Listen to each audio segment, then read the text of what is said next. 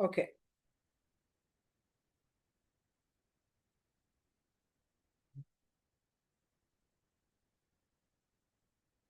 Regarding queuing theory, birth and death process, there's this interesting thing that we need to understand. Usually, an arrival is called birth, arrival is called birth, a departure is called death.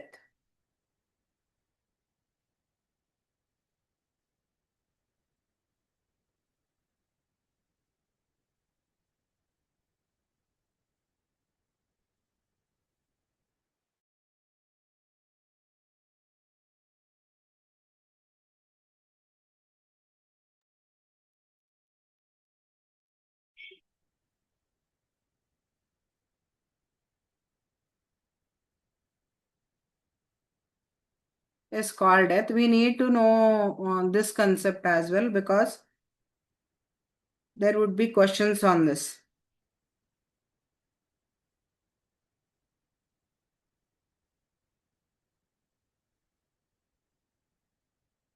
Yeah. A stochastic process in which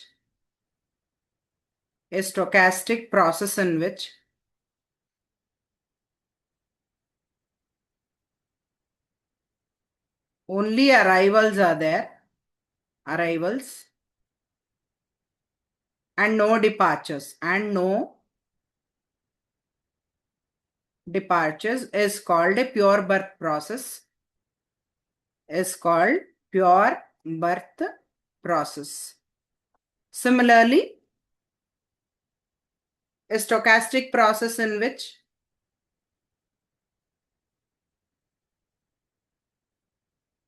only departures are there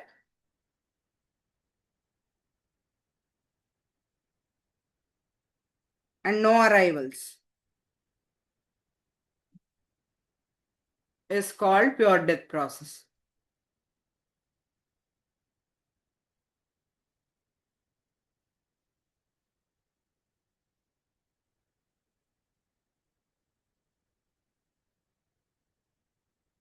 Now, the birth rate or arrival rate is denoted by lambda, and then departure rate or death rate is denoted by mu. Okay, of course, there's a differential, there is a difference equation that arises about which I will just discuss how it arises is what I will talk about. Now,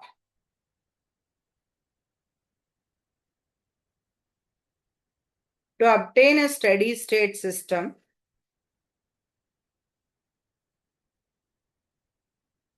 to obtain a steady state system,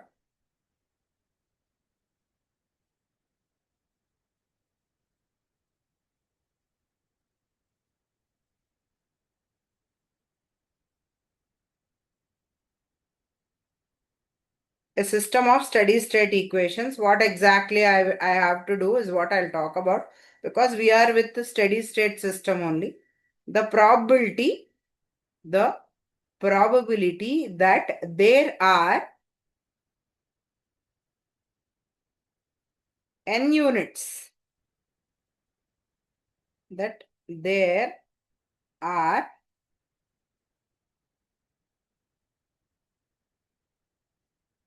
n units, n is greater than 0, in the system at time t plus delta t can be considered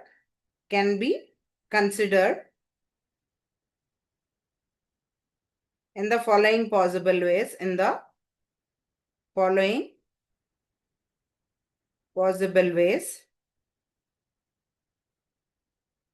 Okay, what that is the first one.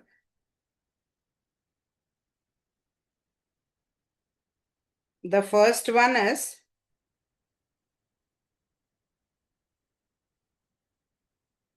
there are n units in the system at time t is given by probability that there are n units p and t. There is no arrival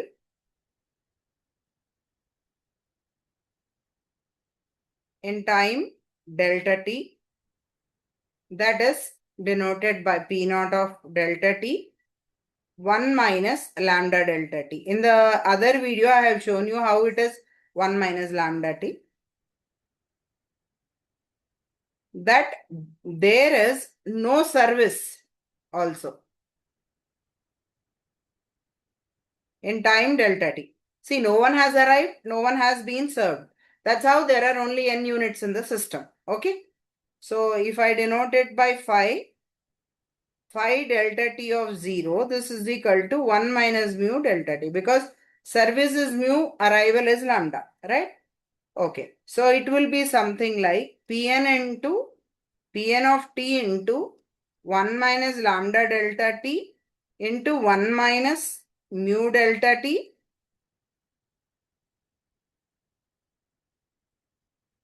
This is same as Pn of t 1 minus lambda plus mu delta t plus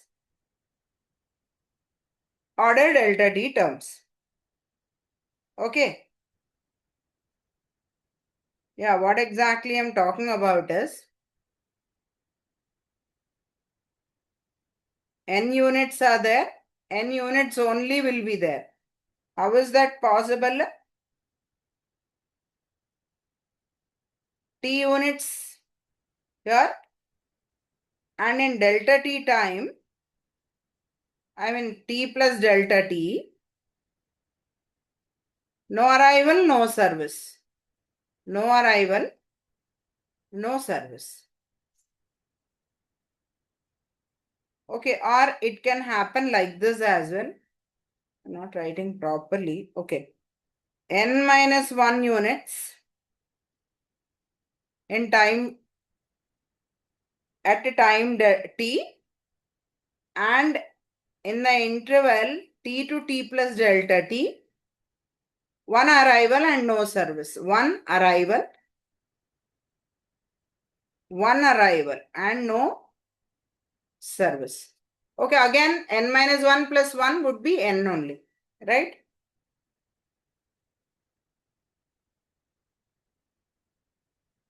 Yeah, it can also happen like this, guys. That is, at a t, if there is n plus 1, if there are n plus 1 units, the motive is in t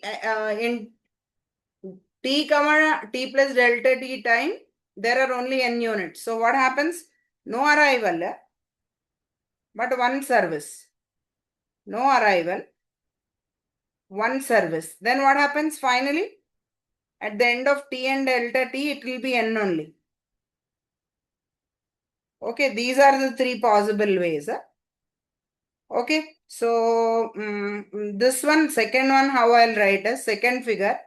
This is first one. Of course, I will write like this because I'm using, this is second one, this is third one. Okay, it can happen in either 1 or 2 or 3, any of the following ways. Okay, so second one can happen like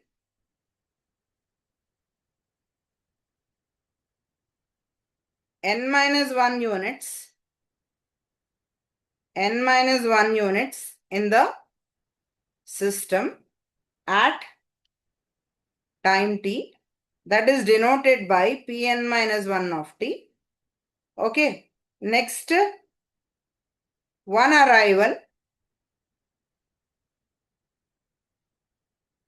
in time delta t, that is denoted by P1 of delta t, which is nothing but, again I have discussed, okay, no service in time t. Okay, so it is denoted, suppose if it's denoted by 5, no service, so 0. Okay, now how will this be is Pn minus 1 of t into lambda delta t, lambda delta t.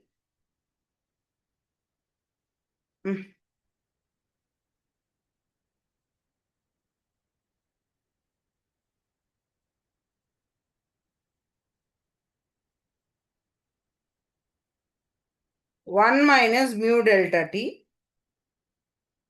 Okay. Yeah. So lambda Pn minus 1 t delta t plus order of delta t terms.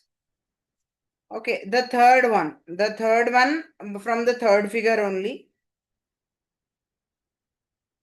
N plus 1 units in time t. This is denoted by Pn plus 1 of t. No arrival. No arrival is given by P naught of delta t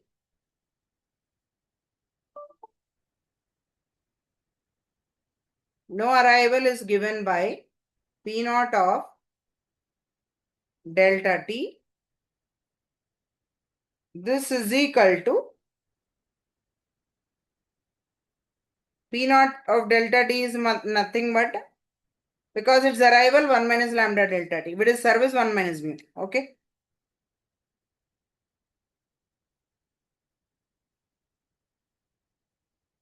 Okay. One service. So that is denoted by phi delta t1. This is equal to mu delta t. Okay. So finally it will be Pn plus 1 of t into 1 minus lambda delta t into mu delta t. Okay. All the three should happen. So in n arrivals in n units in t comma t plus delta t, that can be possible in three ways. That is Pn t plus delta t. This is equal to, one is Pn of t into 1 minus lambda plus mu delta t plus Pn minus 1 of t lambda delta t plus Pn plus 1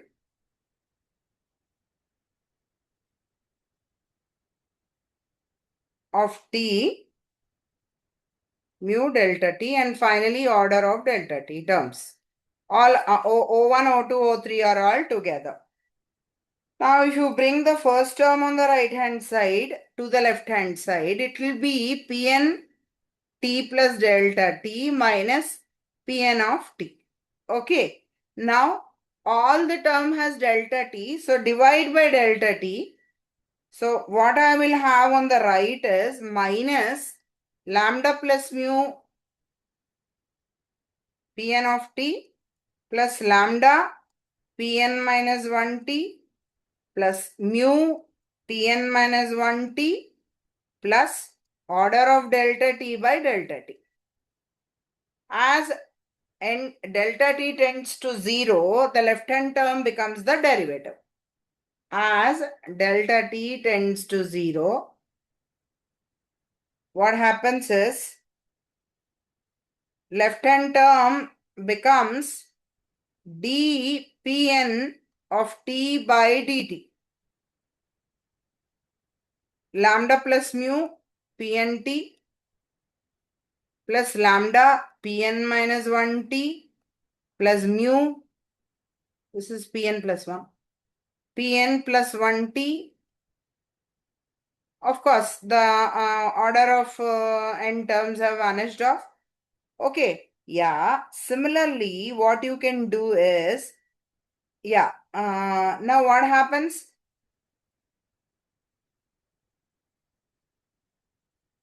Check this terms, what happen is,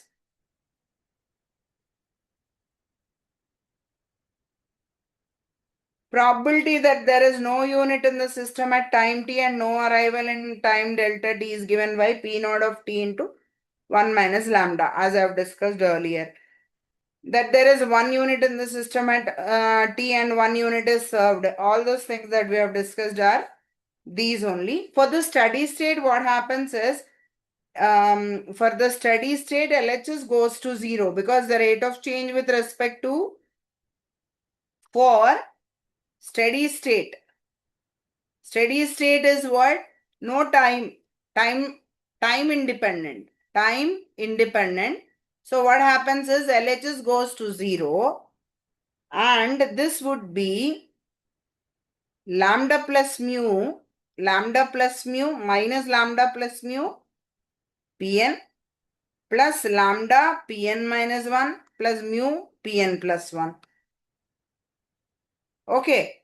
If n is greater than 0, if n is equal to 0, what happens is 0 is equal to minus lambda plus mu P naught plus this term doesn't exist, negative of this term doesn't exist, and this term would be mu P1. Okay, mu P1 would be there.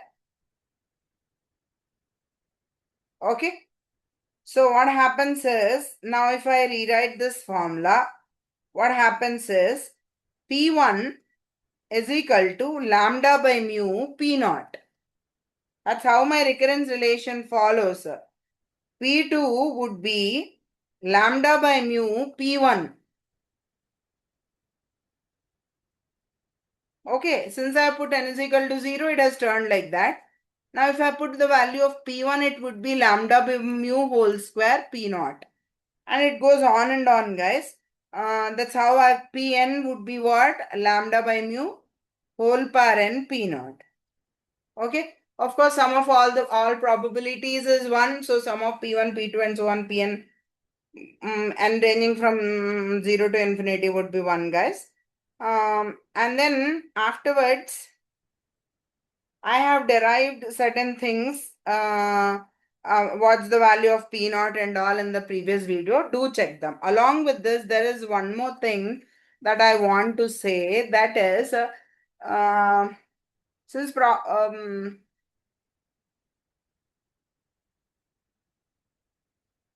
this term is there, na? Just I will do one more thing. One note I will write here.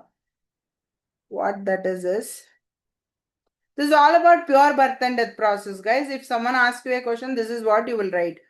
Pn prime of t LHS. This is equal to lambda Pn of t plus lambda Pn minus 1t for n greater than 0. This is a differential difference equation. Okay. P naught prime of t by P naught of t for n is equal to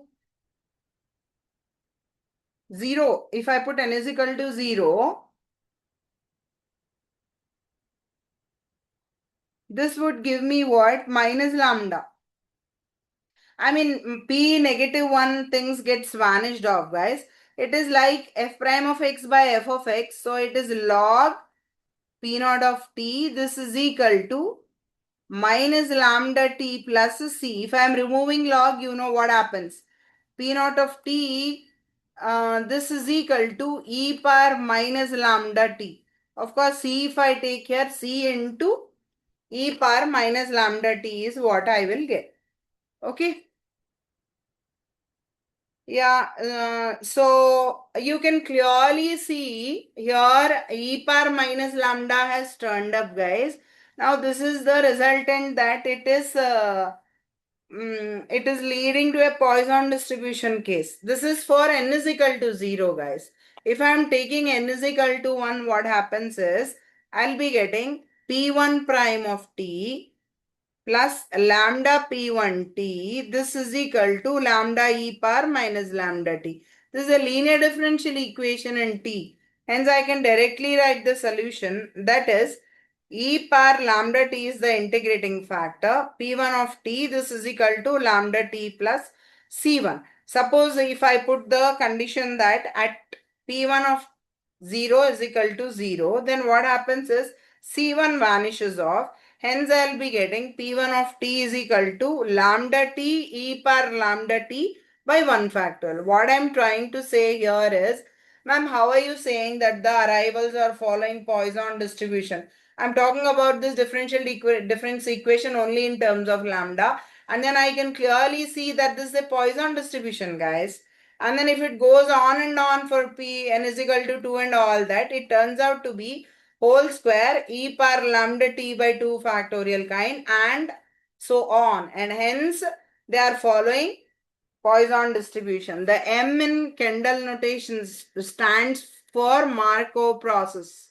Markov process. Okay. This is all about queuing theory, guys. This is all about the birth and death process of queuing theory. Okay. Now, finally, if you want me to tell about problems on queuing theory for finite case and infinite case, finite capacity and infinite capacity. I will just say one thing. What's that?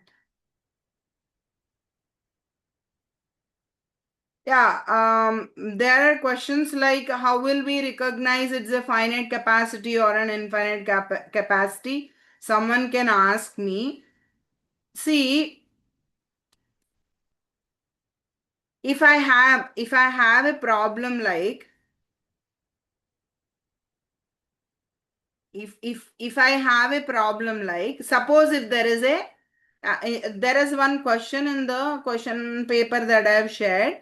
What that is um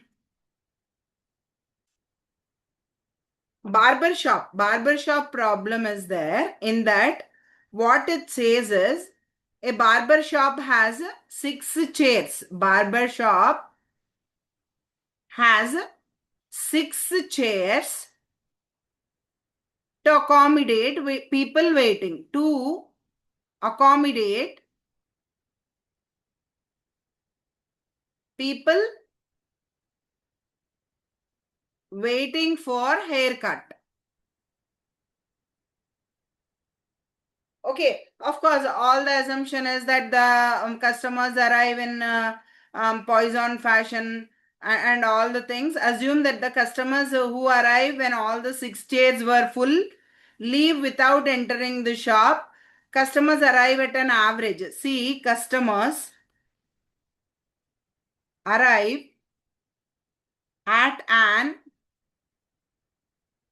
average rate of 3 per hour. If rate is being given, nothing need to be checked. If time is being given, then rate has to be calculated per hour. And spend is nothing but service. Spend an average of 15 minutes for service. Okay. Yeah, find there are some questions, guys. Now you see, barber shop has 6 chairs to accommodate people waiting. That means what? 1 plus 6. The capacity is 7, guys. Capital N is 7. First, you will write this version of it. Obviously, one fellow is only there. The capacity N is 7, guys. First come, first serve. Obviously, whoever comes first will be served first. Now the capacity is 7. Accordingly, you will use the formula for finite capacity model. Okay, probability that the customer can directly get into the barber chair upon arrival. That's the first question. Probability that he gets a service directly. Service directly. When can that happen? Expected number of customers waiting for haircut. Expected number of customers waiting for haircut is nothing but a length of the queue is what you have. Okay. So see, first lambda has been given to be 3, guys. So there is no doubt about it. Coming to mu, average rate of 3 per hour and spend an average of 15 minutes, he is saying. So time is being given. That's why first thing is 3 customers per hour, na. So I need to convert everything to hour. So what I'll do is 1 by 15 by 60. 15 by 60 is our conversion, guys. Rate, if I have to calculate service, 1 by time. Okay. So what happens with this is 4 is what I'll get. Lambda greater than mu. Hence, obviously, it is a steady state, guys. N is 7. So, anyways, the row would be what? 3 by 4. That is fine. Now, you see what he is asking is, what's the probability that the person who comes will directly get a service? That means what, he can get directly the service that when the system is idle, when the system is idle, then he can directly get the service. It's nothing, when system is idle, it's nothing but P naught. For a finite capacity system, P naught is 1 minus rho by 1 minus rho power n plus 1, guys.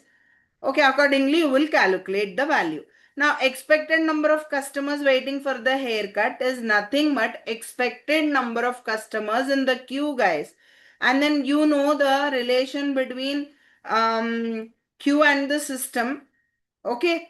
Length of the queue is nothing but a length of the system minus 1 minus P naught. Okay.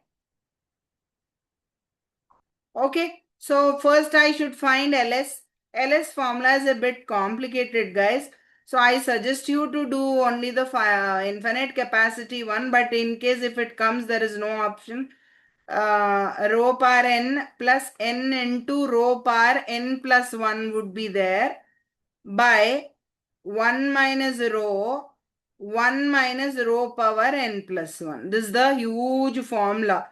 Once I calculate, I have the answer. I will just write. L comes out to be 2.109. Okay, that is LS. Now, if I have to find LQ, done. I'm done.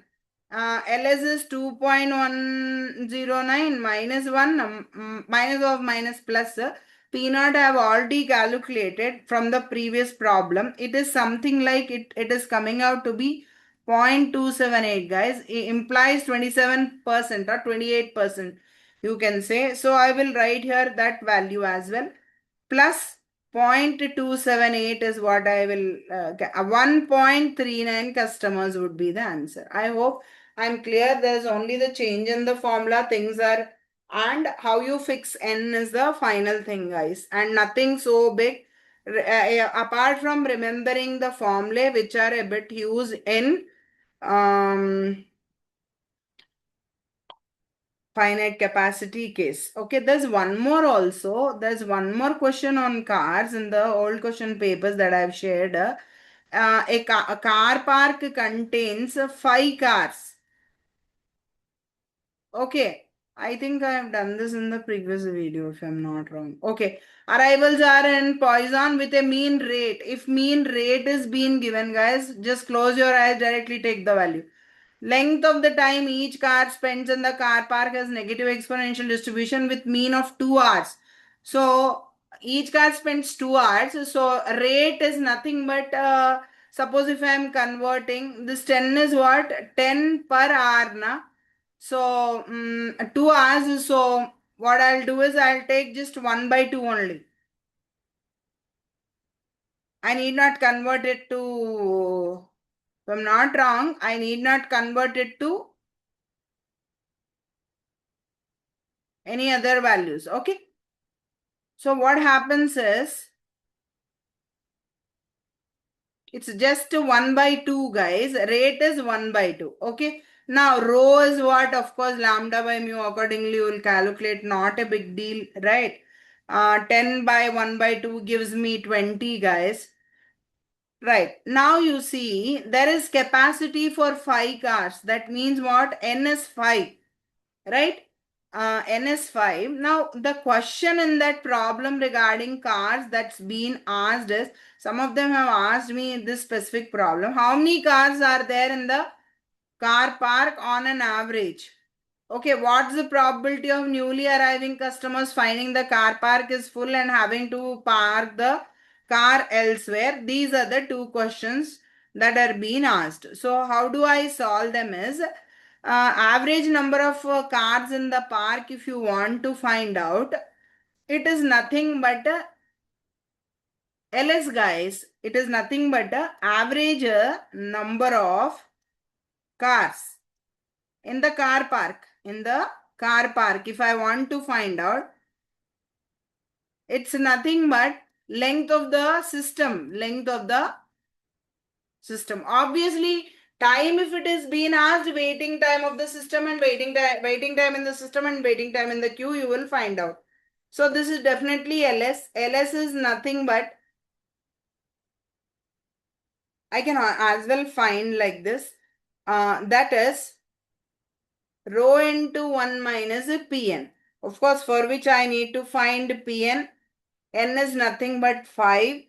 Okay, so what I will do, Pn is nothing but rho power n by n factorial by summation k is equal to 0 to 5 n, that is a par k by k factorial. Not k, this is rho. A par rho by rho par k by k factorial. Okay, the denominator part is the biggest thing. Rho par k by k factorial. For what all values I need to calculate? For 0, for 1, for 2, and so on till 5. I should be calculating. Okay. Once I get this, it is turning out to be something like this, guys. Okay, once I get this value, the denominator, numerator is anyways plain and obvious. P5 would be what? 20 power 5 by 5 factorial divided by 34887.67. This is nothing but 0.764. Okay. Now L if I want to LS if I want to calculate, rho is already with me, which is 20 into 1 minus 0.764. This turns out to be 4.72, guys. Probability that the newly arriving customer finds the car park full. When he will find the car park full, when all the 5 are there. Probability that all 5 are there. So I don't need to calculate anything. P5 is what I need to find out, which is 0.764 or 76.4% probability. With 76.4% probability, the car park will be full. Okay, this is all about queuing theory. If you can do this much, all the 12 marks are in your hand, guys. That's it. I'll stop here. Thank you.